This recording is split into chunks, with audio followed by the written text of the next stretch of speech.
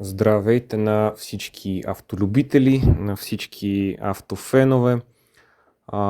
Днешното видео съм го посветил на една доста интересна тема относно автомобилните спирачни дискове, тяхното изкривяване. Струва ли си те да бъдат изправени, което е главният въпрос. И може да обсъдим още някои интересни моменти от темата. Тя е доста носи експлоатационен характер и съм убеден, че большинството водачи са се сблъсквали с нея. Първото нещо, с което искам да започна е: мит ли е, че чрез топло-студено, както се нарича по жаргон, автомобилните дискове се изкривяват, както казват повечето от автолюбителската аудитория, автомеханици. Самото топло-студено представлява следното: дисковете са нагрети по време на спиране, автомобила минава като пример през локва, водата попада върху повърхността на диска и получаваме така нареченото топло-студено и всички казват, че тогава диска се изкривява. Това е лъжа, не се получава така, физиката не работи така. Самото топло-студено може да се разгледа като термична обработка в машиностроенето, при която се повишава твърдостта на дадено изделие. Целта е да се увеличи твърдостта по HRC, по HB, няма значение. HB всички знаем от моливчетата в книжарниците. Това е нейното предназначение, но по никакъв начин това не деформира нашите спирачни дискове. За да разберем как те се деформират реално, ще обясня технологичния процес на изготвяне на тези спирачни дискове. Обикновено те са от сив чугун, който се лее чрез леярство. Чугуна се лее в специално изработени форми, материала застива, но при застиването си се образуват остатъчни напрежения в кристалната му решетка. Те са вредни, заради тях точно се деформират дисковете и за да се избавим от тях, обикновено правилният технологичен процес предвижда допълнителна термична обработка – отпуск. Отпуск от материала се отпуска. Какво представлява отпуска? Извършва се повторен нагрев до определена температура за определено време. И когато повторно се нагрее материала, се дава свобода на тези остатъчни напрежения. Те се проявяват и в някаква степен деформират нашето изделие. След това той отново застива нашия диск, минава съответната механична обработка, за да приеме зададените изначално размери и грапавост и да бъде готов за монтаж и експлоатация. Това е правилният метод за изготвяне на спирачните дискове. Но понякога какво се случва при нагряване по време на спиране, при определени условия, при определена температура, нашия диск се деформира, той се изкривява. Защо това се случва? Това означава, че този диск не е минал правилния технологичен път и можем да кажем, че той въобще не е минал тази допълнителна термична обработка отпуск, тя не е била извършена. Обикновено това са евтини китайски дискове, които искат да от икономична гледна точка го правят, за да им излезе по-евтино, но съответно такъв е и резултата. Или пък производителя спазва процеса, извършва отпуск, но не е спазено технологичното време за нагряване, и за допълнително и за времето, при което те стоят нагрети, за да се избавим напълно от тези остатъчни напрежения. Водача може да чувства биене в волана, като биене се усеща. И това се случва наяве, когато те не са изготвени по правилния начин. Остават тези напрежения и при нагряване такъв е резултат. Те се деформират. Сега от тук нататък вече водача приема решението или да си замени дисковете, или да ги отнесе на машинно изправяне. За мен тази услуга си е за просто бръкване на джоба в крайния потребител. Ефектът от нея е нулев. Това се прави чрез проточване на дисковете. Отнема се част от слоя му, от дебелината му, намалява си ресурса му. Това нещо има полза в определен случай, който ще стигне и до него. Но защо не е изгодно и защо не е... То е едно голямо нищо. Просто си давате парите. Да допуснем, не са ни били изготвени дисковете правилно, прегледали сме ги, деформирани са. Отнасяме ги на машинно изправяне, там механика ги изправя, те отново биват монтирани на автомобила, но по време на експлоатация при последващо такова нагряване, те отново просто се деформират. Защото това, че веднъж те са били вече нагрети и деформирани, не означава, че напълно сме се избавили от тези остатъчни напрежения по време на първото нагряване и деформиране. Ние просто в някакъв случайен момент от времето, за някакъв случайен период, при някаква случайна температура, нещо се случва. И той се деформира. Те оказват своето влияние, тези напрежения. Но това не означава, че ние напълно сме се избавили от тях. Това, което се случва, не е в контролируема среда, както по време на тяхното изготвяне в завода. И при повторното им тяхно монтиране след машинно изправяне, при такова нагряване, те просто ще бъдат деформирани. За мен услугата е неоправдана. Бръква се в джоба на крайния потребител и е никаква ефективност. Просто парите отиват на вятъра. Услугата може да се използва, но то не се води машинно изправяне, колкото проточка, просто да се проточи самия диск. Когато да допуснем автомобила е седял навън, не се е експлоатирало доста дълго време и по дисковете се образувала корозия. Тогава може да се мине на проточка и да може спирачният процес да бъде максимално ефективен. Така че въпросът струва ли си тяхното изправяне след деформиране е не.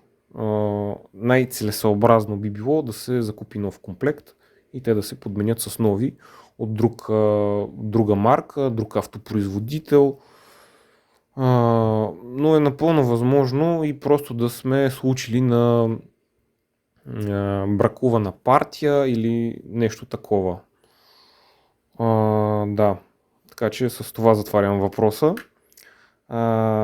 Друго нещо интересно е за тяхното охлаждане, да се намали възможността от прегряване от такива случаи, е, че те се правят вентилируеми. Тук съм си подготвил изображение. Обикновен диск виждаме отляво. В дясната част на картинката виждаме вентилируем диск. Какво представлява той? Лявата и дясната му част са съединени чрез оребрение по средата. Те се изготвят като едно цяло и това е мярка за тяхното охлаждане по време на спиране допълнително. Съществува още една разновидност. Сега ще я видим. Това са така наречените перфорирани дискове. Тези отворчета, които са определен набор и са разположени по цялата му периферия, не служат за допълнително охлаждане, както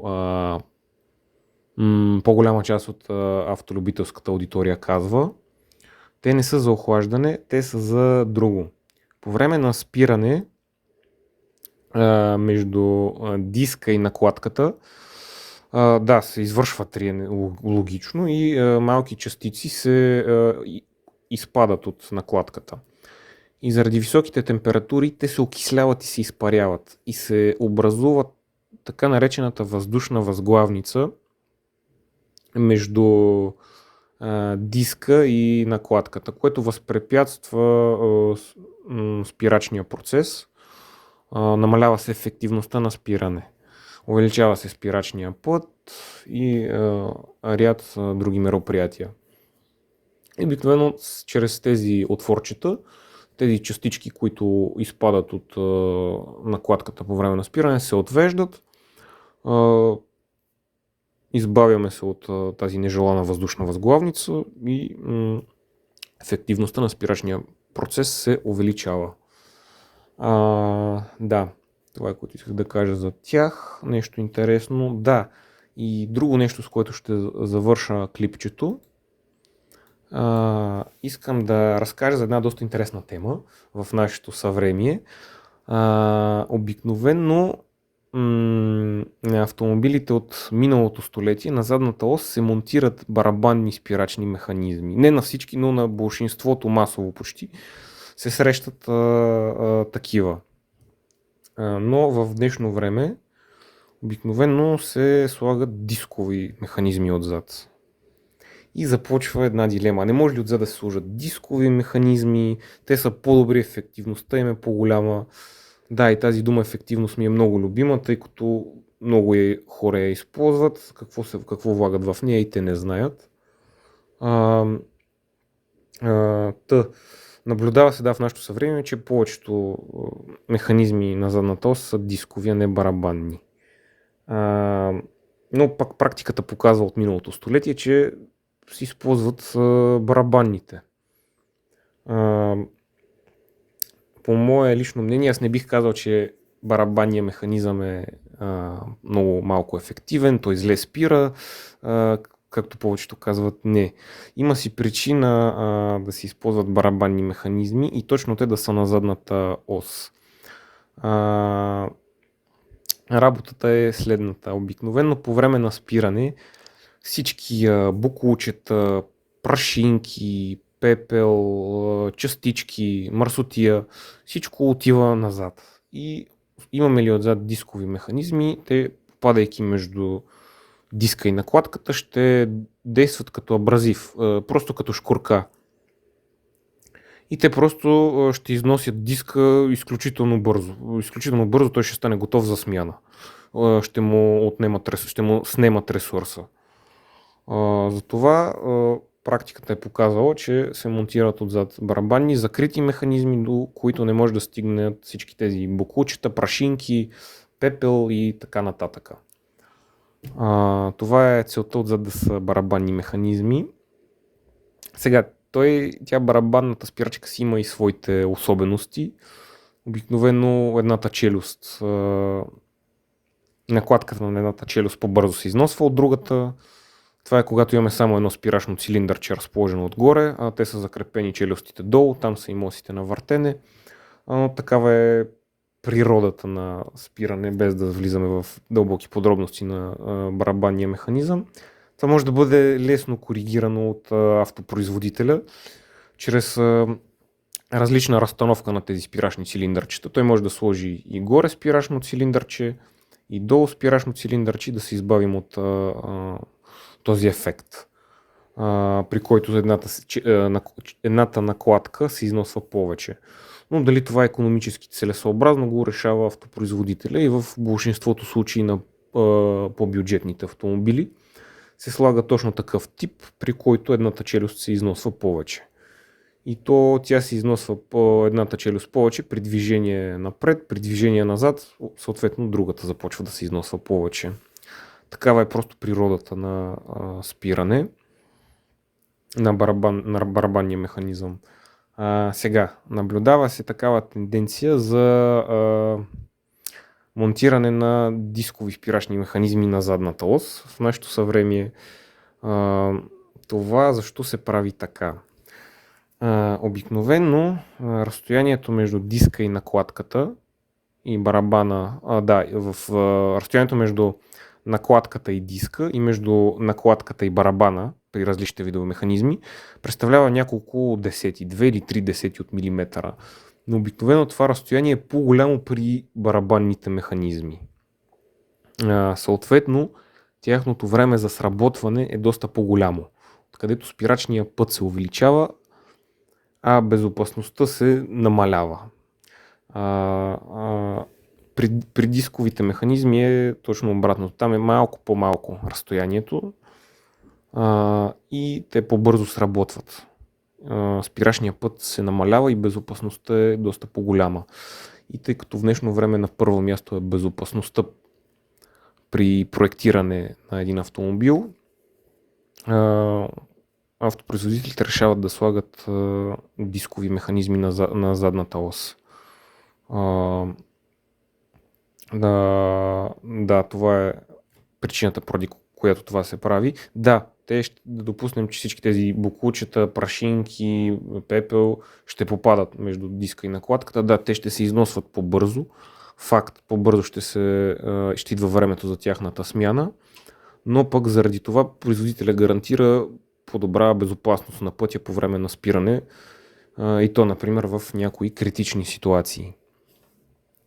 Да, не може ли ще се зададе въпрос, не може ли да се направи така, че примерно това разстояние да е еднакво между диска и накладката и между барабана и в барабанните механизми между челюстта с накладката и барабана.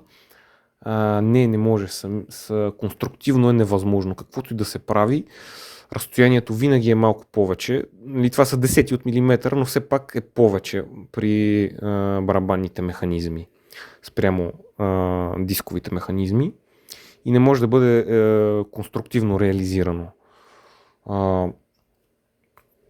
Това е общо взето цялата идея, да, защото повечето казват дисковете по-добре спират, дисковете така, барабаните така, просто се хвърлят някакви глупави мнения, глупави гледни точки.